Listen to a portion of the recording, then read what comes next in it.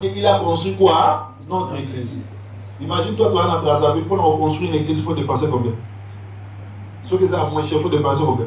Peut-être 10 millions, 8 millions pour ton église. Donc cette personne-là, à lui seul, il a dépensé combien? 8 millions pour construire quoi? L'église de Dieu. Mais en réalité, ce n'est pas lui qui avait un problème, mais ce sont ses serviteurs qui avaient un problème. C'est-à-dire qu'il y a aussi des prix à payer pour recevoir un miracle. Amen. Alléluia. Amen. Je vais t'apprendre ceci. Le fait que tu viens à l'église, tu ne viens pas pour plaire à Dieu, tu viens pour toi-même. Alléluia. Nous sommes pas obligés à dissocier prière. Amen. Nous sommes pas au monde de il y a des gens qu'on va enterrer aujourd'hui, c'est aussi l'amour de Dieu. C'est pas dit que passer pour toi, il y a des gens qui vont faire les accidents, ils sont pasteurs, ils sont diacres, ils sont tout. Ils appellent comme c'est-à-dire que ceux qui sont vivants, aux gens au là, peuvent manifester les miracles. Parce qu'aujourd'hui, les gens veulent témoigner. Parce que ça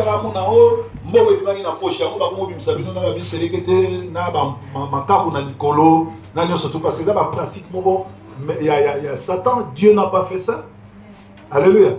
Ceux qui font un miracle, c'est un miracle.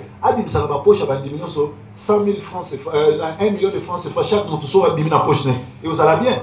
Mais aucune église va au Sayo, Mbolo, va au pour sélecter. C'est quoi ça? Alléluia. Et puis, nous pouvons mettre à ma boque. Vous sélectez Mimaki. Mais tant dans la Bible, place n'est pas sur lui, c'est pour vous sélecter. Alléluia. Mon peuple périt par manque de connaissances. Aujourd'hui, je vais parler sur l'impact de la prière dans la vie de quelqu'un. La prière peut changer l'atmosphère de ta vie. La prière peut changer l'environnement de ta vie. La fois passée, moi j'ai rencontré le Seigneur, j'étais refoulé de l'Allemagne. Après avoir passé 10 ans en Allemagne, ma zone ici n'a qu'une chasse à pantalon, mon chemise, mon. C'est à ce moment-là que, Navani Nabar, Nazo Melananga, j'ai le premier outil équilibré. Parce que un pasteur à côté de la barre, il y a un message de violence. Il y a un Jésus à Bolingo. Il y a un il y a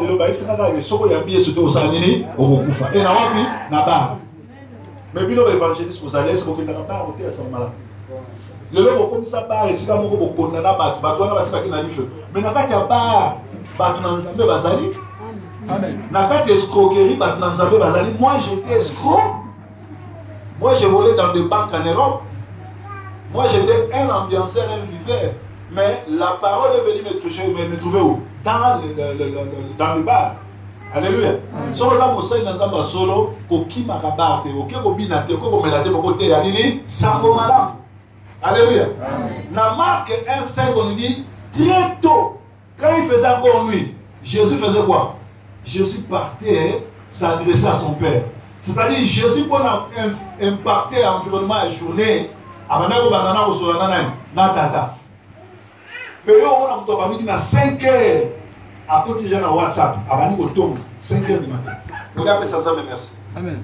À 6 heures du matin, avant de les gens ont un problème. Dans WhatsApp, dans Facebook, dans un compte à côté.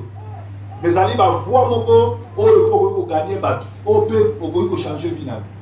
Quand on est au pasteur Ake, dimanche passé dans laquelle il y avait plein. C'est le pasteur Ake, Bandi, alléluia. Non, c'est pas ça, le pasteur Ake, pour se faire soigner, nous faut dans l'église.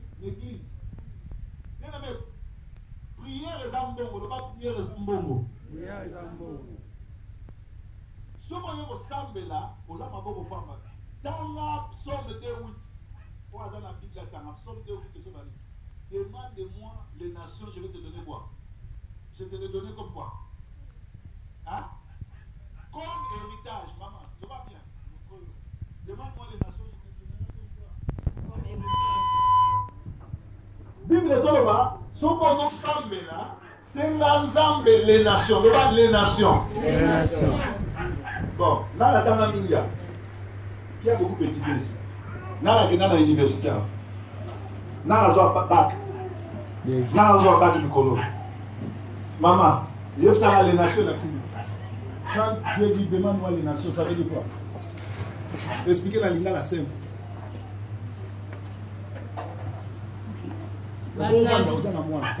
banation eli koloba na lingala balobaka bingumba bengumba donc bamboka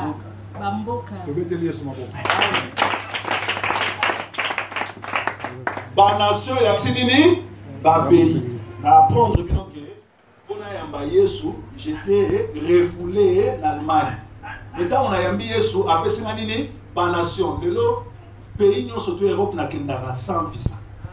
Alléluia. Alléluia. Dieu m'a donné les nations. Si on a que les France, les nations qui ont bien à côté, na foutu bien à ça dîner, accueilli. Oh, en Allemagne, si on a que les mots bakanga, batiens en avion, ils ont fait na zongi, si on a comme police à votre nangate. Pour la forme citoyen pour Alléluia. Alléluia.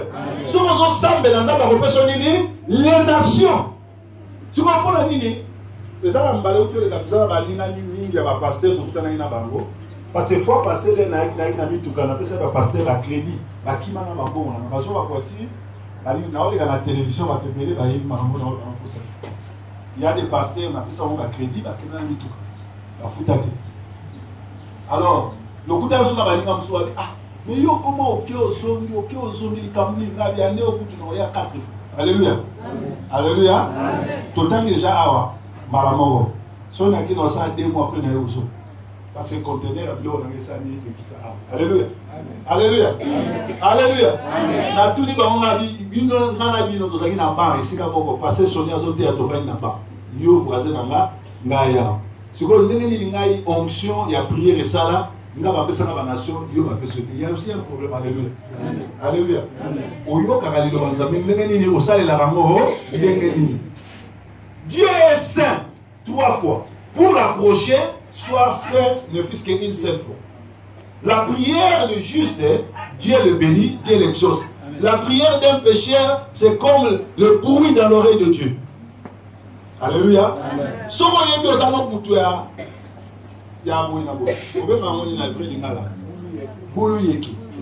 Alléluia. Et ça va tout sauver.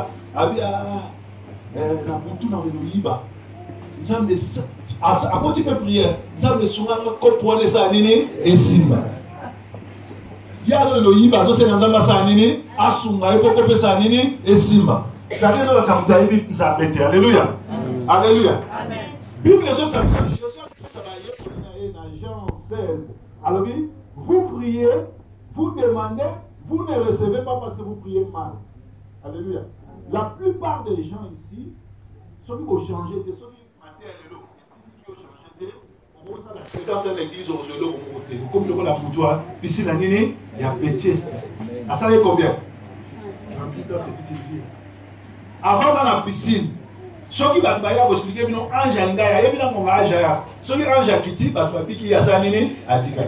Heureusement, dans la piscine, il y a petit, dans la salle, il y a mon roi, il y a mon soin. Alléluia. Et ça va distraire, le monde me distrait. À l'église, m'a distrait. Alléluia. À l'église, à Cameroun, ma terre, alléluia. Ce qui dimanche, tout n'y est. Papa Salomon a terre guinée. À ça, on a tout. Mais ce que tout n'y est, nous avons fallu, nous avons fait, à l'ébignoso, dans la danse. Mon nimi, au monde d'un arbre, la chaîne chrétienne est allée à la raté. Il y a la Trace TV. Amen. Trace Africa. Alléluia. Alléluia. Prière, ça dit bon gonza ba pesi na vie na yo pour changer mon kini. Le bon gonza ba pesi na lo sambo. Bon il ça na opesa exemple na ngamo ko ngamo na asiji a prière. Alléluia. Alléluia. Alléluia. Mutu azo sambela asa chez nous a pour changer mon kini. Amen. Le diable ne craint pas ceux qui se promènent avec la Bible dans la main. Diable dans la Bible, diable est mort dans la Bible. Mais le diable craint une personne à genoux et sincère. Amen. Alléluia. Si on est à genoux, pour sincère, vie n'a eu et vous changer. Amen. Alléluia. Vie n'a eu et vous changer. Dans ce s'adresse à la bannière à pasteur aux Olandanga. To kola la bino sika mo to tanga sika mo ma nzambe. Vie n'a bino za ndé mona pour vous ça sincère dans nzambe. Pour vous chaque à genoux avec sincérité. Amen. Alléluia. Mais maintenant, pour sa minorité, j'ai découvert que mon ami Nzamba peut se ressentir sur tes animés prière. Amen. Au moins, ça remonte dans famille pauvre. Dieu ne regarde pas comment tu as commencé. Dieu ne regarde pas comment tu as vécu. Dieu ne regarde pas qui était ta mère, qui était ton père. Vous voyez l'histoire à David, non? Alléluia. David lui-même sait que sa mère a trompé son père pour l'avoir. Il dit qu'il est né dans le péché. Mais quand Dieu choisit David, il n'y avait personne qui pouvait arrêter ça. Alléluia. Alléluia. La prière, c'est l'argent pour changer ta vie. La prière, c'est l'argent pour acheter tout ce qui existe au monde. Moutou a son sambe là. Bon, il y a ma vie na témoignage. Alléluia. Alléluia. Moutou a son sambe là. Yo on compte en anda ko son sambe là. Nous avons touché moutou en États-Unis. Aïe au Lukaï. Alléluia. Yo on s'en son sambe là. Aux à Brazzaville, nous avons touché moutou en Pointe-Noire. À Salio Mobile Money. Alléluia. Alléluia. Bible ne vous souciez pas des lendemain, laissez les lendemains se soucier d'eux-mêmes. Mais aujourd'hui, la plupart des chrétiens se soucient beaucoup plus du lendemain au lieu de se soucier de Dieu. Alléluia.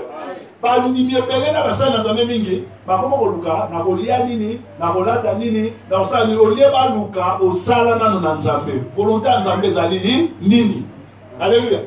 Tant que nous sommes là, aujourd'hui, il y a aussi un problème. Il y a des gens qui prient beaucoup sans chercher du travail. Il y a des gens qui prient beaucoup sans commencer une petite entreprise. Moi, quand j'ai commencé, j'ai compris la prière. Je suis arrivé à Manchester, j'ai travaillé. Après, dans mon équipe, ça va Bisala, Boutou, parfois au aéroport, Boutou, mon bureau, ça là. Wana tongo là, il faut comme ça na okumba. Pour que les gens n'aient pas d'accident.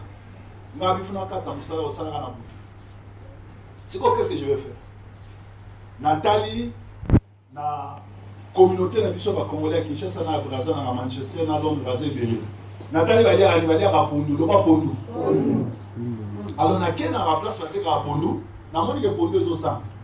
Na sali commande à Pondou na Malaisie. Alléluia.